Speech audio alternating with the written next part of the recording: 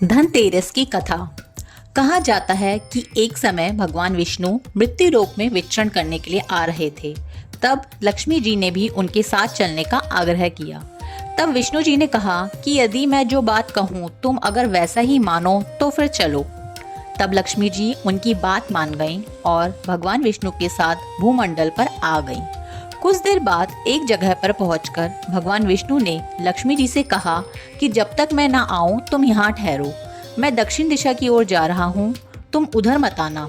विष्णु जी के जाने पर लक्ष्मी के मन में कौतूहल जागा कि आखिर दक्षिण दिशा में ऐसा क्या रहस्य है जो मुझे मना किया गया है, और भगवान स्वयं चले गए। लक्ष्मी जी से रहा न गया और जैसे ही भगवान आगे बढ़े लक्ष्मी जी भी पीछे पीछे चल पड़ी।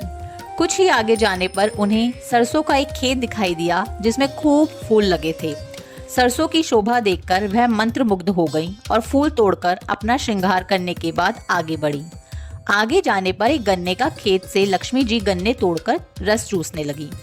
उसी क्षण विष्णु जी आए और यह देख लक्ष्मी जी पर नाराज होकर उन्हें शाप दे दिया कि मैंने तुम्हें इधर आने को मना किया था, पर तुम ना मानी और किसान की चोरी का अपराध कर बैठी।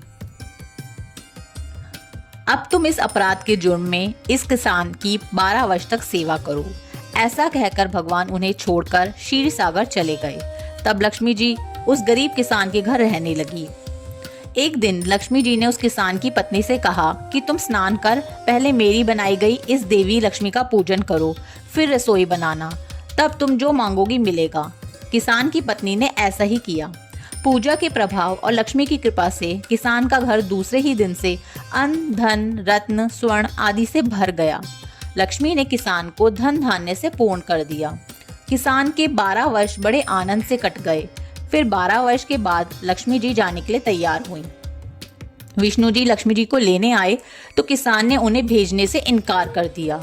तब भगवान ने किसान से कहा कि इन्हें कौन जाने देता है, यह तो चंचला हैं, कहीं नहीं ठहरती, इनको बड़े बड़े नहीं रोक सके। इनको मेरा श्राप था, इसलिए 12 वर्ष से तुम्हारी सेवा कर रही थी। तुम्हारी 12 वर्ष सेवा का समय पूरा हो चुका है। किसान हठ पूर्वक बोला कि नहीं, अब मैं लक्ष्मी जी को नहीं जाने दूंगा। तब लक्ष्मी जी ने कहा, हे किसान, तुम मुझे रोकना चाहते हो तो जो मैं कहूँ वैसा करो। कल तेरस है, तुम कल घर को लीप पोत कर स्वच्छ करना, रात्रि में घी का दीपक जलाकर रखना और सायकाल मेरा पूजन करना, और एक तांबे के कलश में रुपए भरकर मेरे लिए रखना। मैं उस कलश में निवास करूंगी, किंतु पूजा के समय मैं तुम्हें दिखाई नहीं दूंगी। इस एक दिन की पूजा से वर्ष भर मैं तुम्हारे घर से नहीं जाऊंगी। यह कहकर वह दीपकों के प्रकाश के साथ 10 दिशाओं में फैल गईं। अगले दिन किसान ने लक्ष्मी जी के कथा अनुसार पूजन किया। उसका घर धन धान्य से पूर्ण हो गया। इसी वजह से हर वर्ष धनतेरस के दिन लक्ष्मी जी का पूजन होता है। बोलो लक्ष्मी मैया की जय।